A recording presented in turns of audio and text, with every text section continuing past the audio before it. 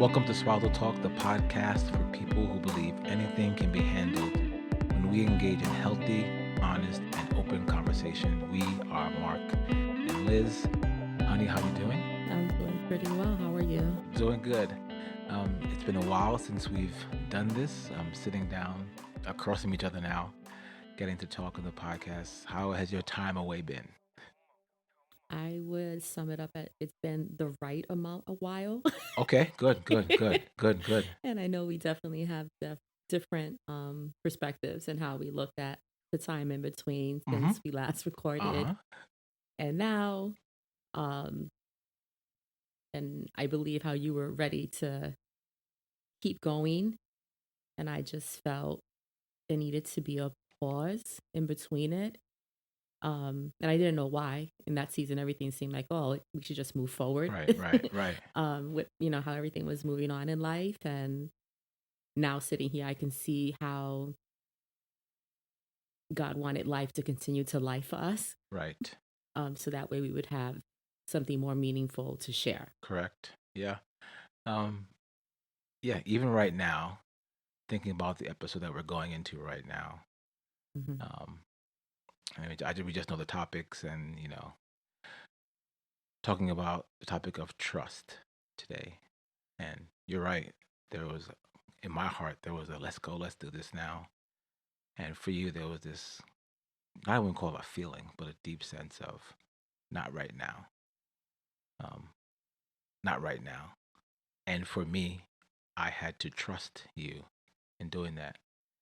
Um, Feeling what I feel and understanding that, but just honoring you in that space of trusting, you and how you're hearing the Holy Spirit lead you, and it was awesome. And now here we are today talking about trust. Yeah, and I think what's also important to maybe share is that the prompting to "It's Time Again" came around 6 months ago.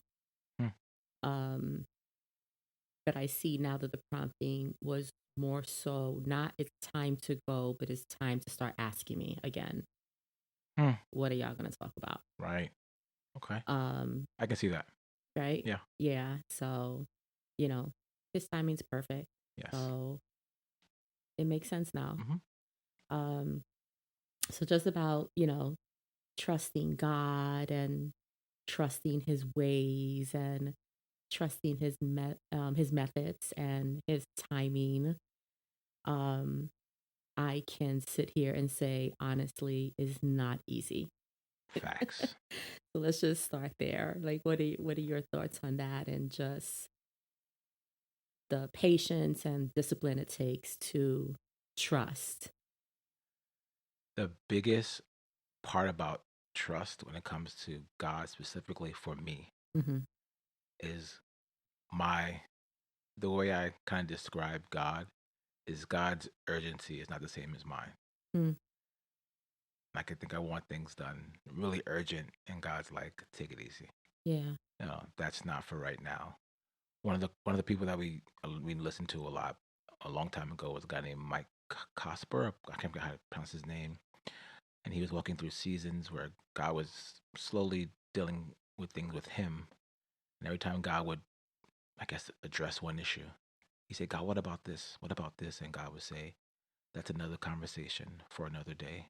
Yeah. And it was evident to him, at least to me, about him that he wanted all these things fixed right away. But God was slowly working things in him, developing him. So I kind of take on that kind of thought process of I want things done urgently, and God's Mm. like, that's another conversation for another day.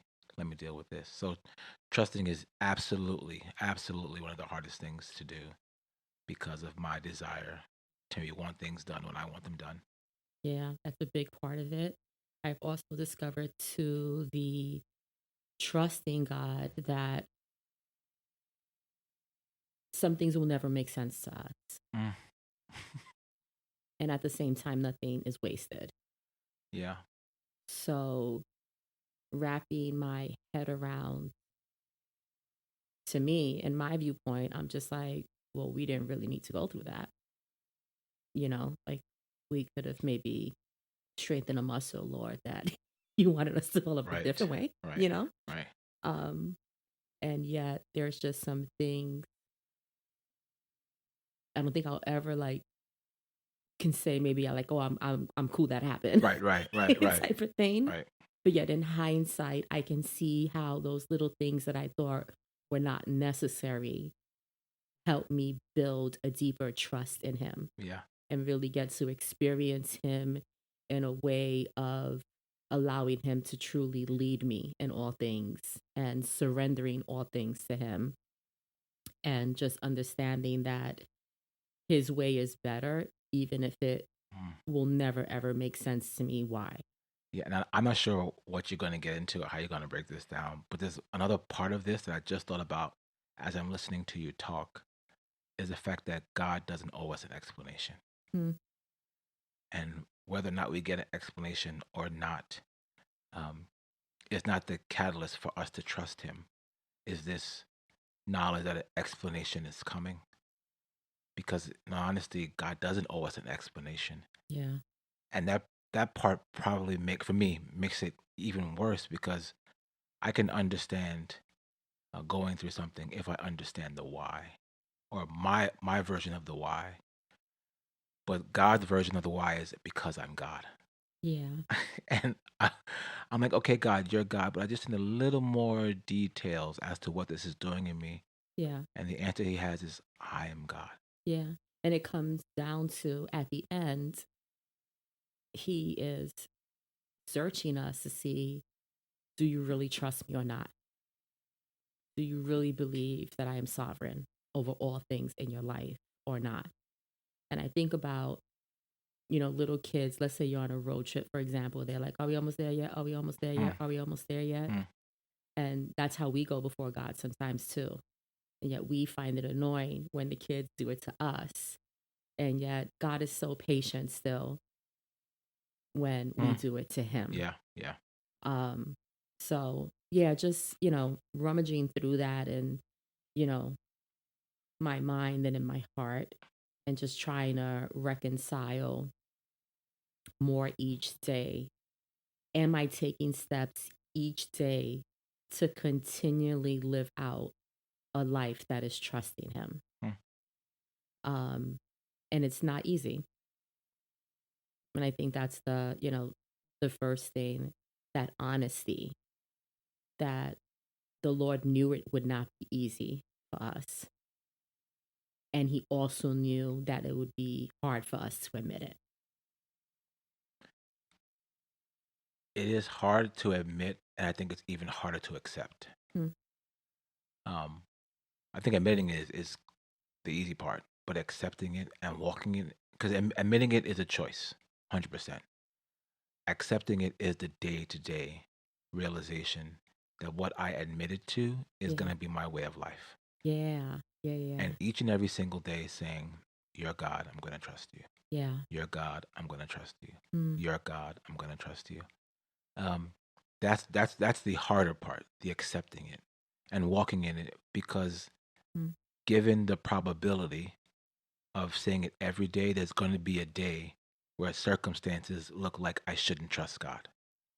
Circumstances look like I should do my own thing. Yeah. Circumstances present themselves where I can take an easy way out and do what I want to do to achieve what I think God is doing, and not understanding that's not what God is doing. He's doing something bigger than what I can even expect. Yeah.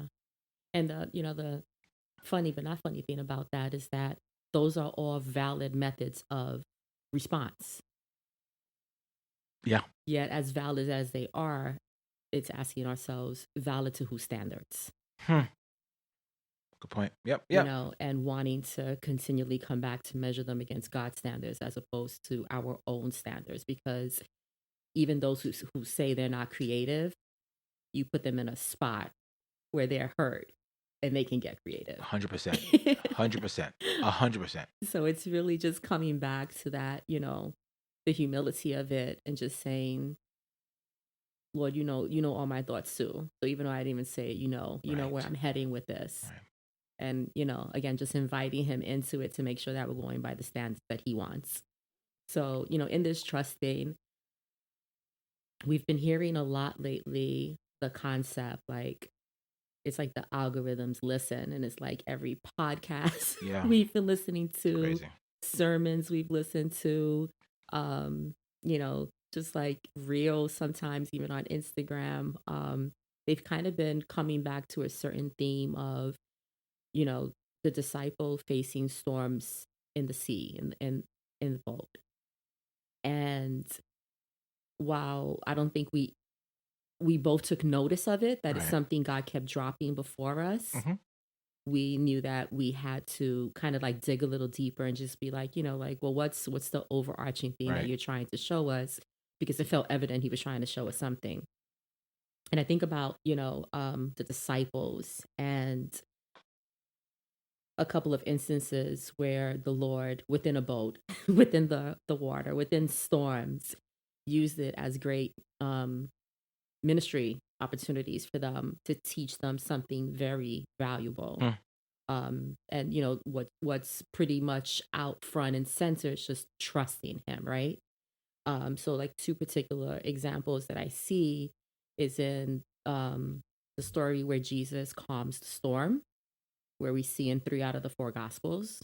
And then the other instance where we commonly refer to it as Peter walks on water, and the walking on water is mentioned in 3 out of the 4 gospels. However, Peter's part in it is only mentioned out of 1 of the 3 accounts. Mm.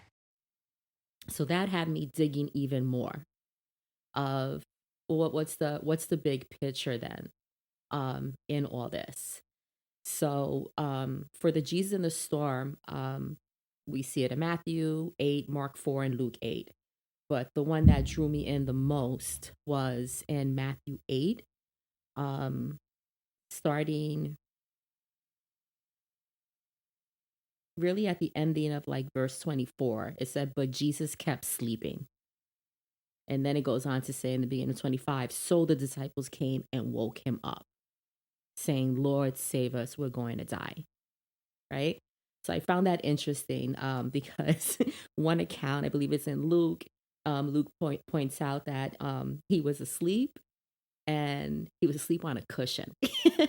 And I don't know why, I just found that so interesting. Luke is very detailed in his accounts of everything that happened. And yet the cushion stuck out for me in his version of it. Um, and the other version, I believe, says as they were going into the storm, that Mm. Jesus fell asleep into it. Mm. So he knew he knew what was happening. He knew what was going to happen. He Right. knew what was to come. Right. And yet he fell asleep in the midst of it. Right? So that's there. I'll leave that thought there. And then if we go on into the whole walks on water thing, I wanted to focus more so on Mark 6. And it talks about Jesus. It says, starting at verse 49 or 48, it says he saw them straining at the oars because the wind was against them. Very early in the morning, he came toward them, walking on the sea, and wanted to pass them by. And I was just, I was taken aback by that too, because I was just like, what do you mean he wanted to pass them by? Like, what does that mean? So we see here that it's written that way in that scripture. And then we go back to Mark 8, it says, but Jesus kept sleeping, right? And then it hit me that the two things in common in both of those stories, in both of those storms, is that Jesus was there with them. He knew what was going on. But the key is that he was waiting for them to invite him into it. Mm. And in these seasons of us having to trust God, we can't idly sit by and just say, Lord, I'm trusting you.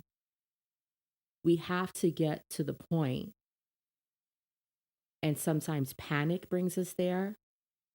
Mm. Sometimes hurt brings us there. Sometimes dysfunction brings us there. Sometimes triggers bring us there. But regardless of whatever storm that we are currently in, about to go through, coming out of, it's important for us to remember that he sees all things. and he's ready to act. Yet a huge part of it is us admitting that we have to invite him into it. Yeah, this is crazy for me because it's really two. It's not the same story in two gospels. It's two different stories, two Yeah, separate accounts accounts. of two totally different situations, and the one thing that's common among them is the fact, like you said, they had to invite him into it, Mm-hmm. and he was there in both instances. Yeah. One, he was sleeping in one, and one, he's miraculously walking on water in another one. But in both instances, they had to make the decision to call out to him, to invite him into their circumstance, and then to trust that he was going to do what he needed to do or what he could do, being God in their life. Um, not only to not mainly to remedy the situation, Mm-hmm. but mainly to remedy how they saw him in that situation. Yeah. And I think it's so important too, because in like looking into this and like studying it and trying to figure it out and like hearing, sermons related to it and everything, we do identify that they were attacked, they were tested in the area that was their expertise. Hmm. So they were fishermen, right? Yeah. They knew what would be scary and what wouldn't be scary. They knew what was a cause for alarm and not a cause for alarm. It's not like they were in, uncharted waters. Right. They lived this. This was their lifestyle, right? And it just reminds me that the storms and attacks can come to us in the areas where we think we have the most knowledge and we have the most comfort and the most, quote, expertise.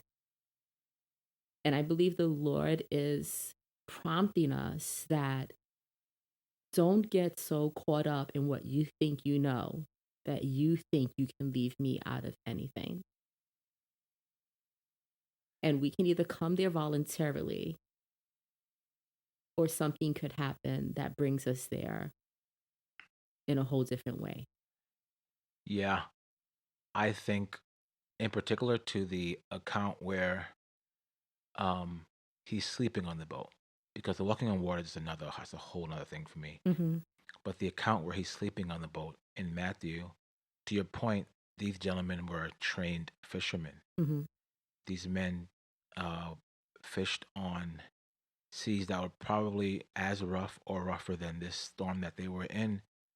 But there was something about this storm that laid waste to their expertise. Mm-hmm. There was something about this storm that didn't care about how well they fished or how well they even sailed. And it caused them to forget the things that they knew, forget the things that the tactics that they used to lean on to. And there was something about this storm. And I think even in my life, there are some storms, like you say, that come against our area of expertise. And it's the one thing that brings us back to, or should bring us back to God and cause us to want to trust Him even more, even in the areas that don't make sense because they attacked what we know. Yeah. And it brings us to this place of wanting to know more about this God in a different way because we learn more about God in storms, or actually, we learn more about ourselves and Yeah. how we see God in storms, rather, than when we're outside of storms. And it causes us to see Him in a new way. And even seeing Him in a new way is maybe not be enough. It's the trusting Him the same way. As we see Him in a new way, we need to trust Him in the same way, even more immediately than before. Yeah. And I like that you said the trust in the areas that we have expertise in, right? Because that also transcends to areas where we feel the most comfort, in the areas that we feel that we've invested the most in and we've, game plans everything to try to um, have a contingency plan for any type of breach that could try to come Mm. against it, Mm-hmm. right? And in that, there is, that moment of I've found when you believe that you have everything covered, you've removed God's sovereignty over it. because you've made yourself the Lord over it. You've made yourself the planner over it. You've made yourself the wisdom over it. And we forget that God has this broader picture of all things and how his sovereignty is supposed to reign over all those things. Because at the end of the day, what gets us through our walk each day is trusting him that even if everything we have perfectly laid out fails, we know that we will be okay in and through him. Yeah. And right now, when you said that, I kind of took a double take in my head because I think there is a fine line between A, having everything figured out by myself and having all the answers and the backup answers. That's one thing. But there's a B, there's a confidence in knowing that God is going to do it. And I think for me in particular, there's this kind of wrestling. Sometimes I go to the side where I got all the answers and I figured out. Mm-hmm. I did all the subplots and all the other pieces. And I move away from the fact that I know that God is the one who can do this. And my trust in him, not almost, it wavers because I lean more on my understanding instead of knowing what God can, what he has done and what he has been continuing to do in my life and what he will continue to do. Yeah. And when we look at both accounts of different stories, we do see again that God continues to show them in many ways, but he is also consistent in showing them ways that they can relate to. As fishermen in the boat, what the water represents to them. And that, again, that looking at it from here, like reading it after the fact, it was almost kind of the Lord to speak to them in a way that they could possibly understand. Yet at the same time, in the way would be the hardest for them to understand. So their wisdom almost delayed the reality that God was over everything still. While at the same time, that wisdom should have made them trust even quicker, if that makes sense. Yeah. And when you see like these accounts and what's wrapped around these things and all the different gospels of everything that Jesus is doing, I mean, at that point, especially when he was in the boat with them. That's a good point. They had a visual on him. That's the point right there. They had a visual that he was right there with him. They overlooked something I think that was really important. And I think Jesus sleeping, continuing to sleep through it, sleeping on a cushion. It's a really beautiful thing for us to see that he was showing them a posture to have in storms. And not a posture that would be easy on their own, but one that would still be possible for them if they invited him into it. One of the many sermons that happen to sprinkle this in that we've been just kind of looking through is one gentleman says, I think he says, the disciples had Jesus on the boat, but lived like all they had was the boat. And I think, or I'm feeling or sensing right now that one important piece about this is in the account of when he's sleeping on the boat in Matthew 8, towards the end, in verse, just starting at verse 26 for kicks and giggles. He said, and he said to them, why are you afraid, O you of little faith? Then he rose and rebuked the winds and the sea, and there was great calm. And the men marveled, saying, what sort of man is this, that even the winds and seas obey him? And for me, this particular account of him sleeping in the boat speaks volumes to me, because until they went through the storm when it comes to trusting in Jesus, until they go through the storms, all they thought they had was the boat. Mm. And what that can mean for our lives is when we go through things and we think all we have is our profession, all we have is our skill, Mm. all we have are the gifts that God has given to us. And there are some times, I'm not going to use the word neglect, but there are some times when we can forget that we have God. And in this instance, I see the storm is what brought them back to knowing who God was. And like I said, we don't know what each other has prepared for this. We just come with the story or the topic and the theme. But in one of the passages, one of the things that we heard, somebody flew over something very fast, and I took note of it and I wrote it down. Is one person said that these gentlemen, some of these fishermen, would have learned Psalms, and they would have learned what the Psalms said about pointing towards Jesus. And I think back to this statement of what kind of man is this? Who is this? Mm. Who is this person?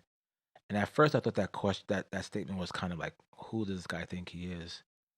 But it was a statement of assurance because in Psalms 107, starting at verse 23, it says this: Some went down to the sea in ships, doing business on great waters.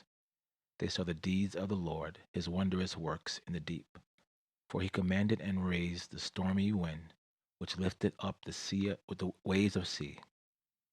They mounted up to heaven, they went down to the depths. Their courage melted away in their evil plight. They reeled and staggered like drunken men and were at their wits' ends. Verse 28. Then they cried to the Lord in their trouble, and he delivered them from their distress. Verse 29. He made the storm be still, and the waves of the seas were hushed.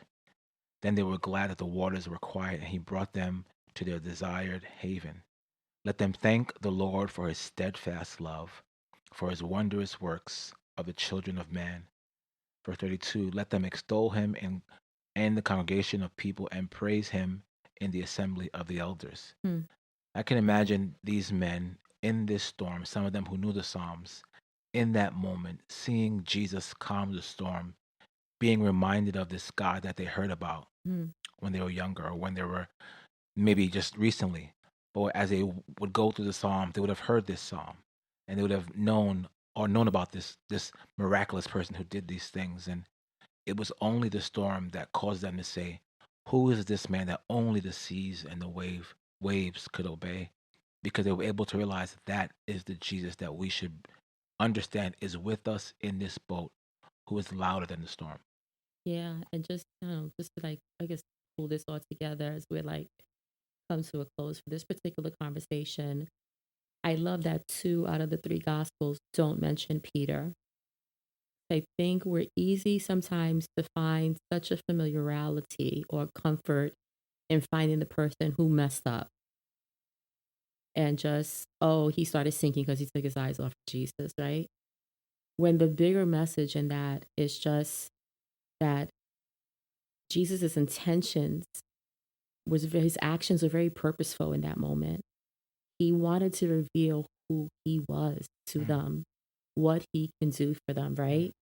To like, reveal his identity and strengthen their faith in that moment, that when they cried out to him, when they acknowledged him, when they brought him into it, he would respond. And then, if we get that lesson, then when we read the account where it talks about Peter walking on water, what stuck out to me too is that he says, Lord, if it's you, Peter answered him, command me to come to you on the water.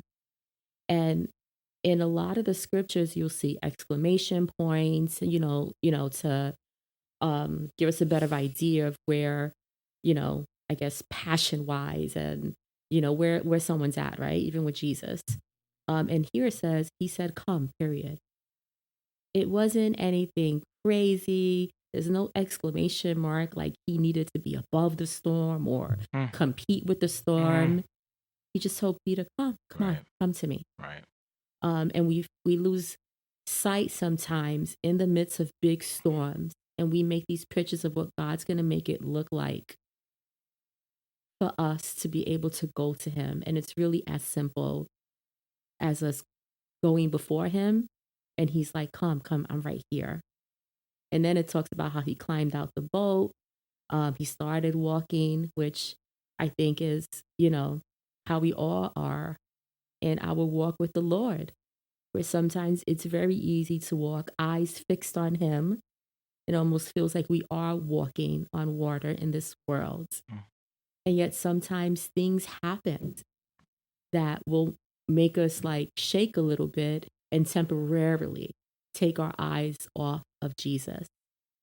But instead of condemning Peter, instead of, for me looking at him like, oh, you foolish man, after everything you've seen, him do, how could you have this moment type of thing? We forget he was human just like we are, and how we could relate more so to the seasons of taking our eyes off of Jesus, as opposed to we're never going to get it perfect keeping our eyes on him all the time, Right. Right. But what he showed us here is that the moment he began to sink, he cried out, Lord, save me. And then the next word, it says immediately. Immediately, Jesus reached out his hand. He caught hold of him and said to him, you have little faith, why did you doubt? And then they got into the boat afterwards. And I think the overarching thing here is that in meaningful conversations, our first conversations need to happen with God. In transparency of, this is where I'm at, an invitation of, I know you know, but I'm inviting you into it now. And then to leave space for the Lord to immediately come in and begin to give us direction and peace in the midst. And sometimes I've learned that that doesn't equate everything being perfect. Correct. But it could equate that I'm able to lay my head on a cushion and sleep in the midst of everything that is going on, that the Lord is working out on my behalf, and that he just wants me to sit still in. Yeah. As we close, I'm reminded of the verse in Romans 10:13. Just hearing you talk about Peter calling, Lord, save me, and Jesus reaching out. And Romans 10:13 says, and everyone who calls on the name of the Lord shall be saved. And then thinking about, trusting God and trusting God immediately, I think we're best placed when we understand that we have more than the boat in the storm. We have Jesus, and we can trust him, we can trust in him, and we can trust him for all things. With that, we hope this conversation was a blessing to you, added value to your life. And until next time.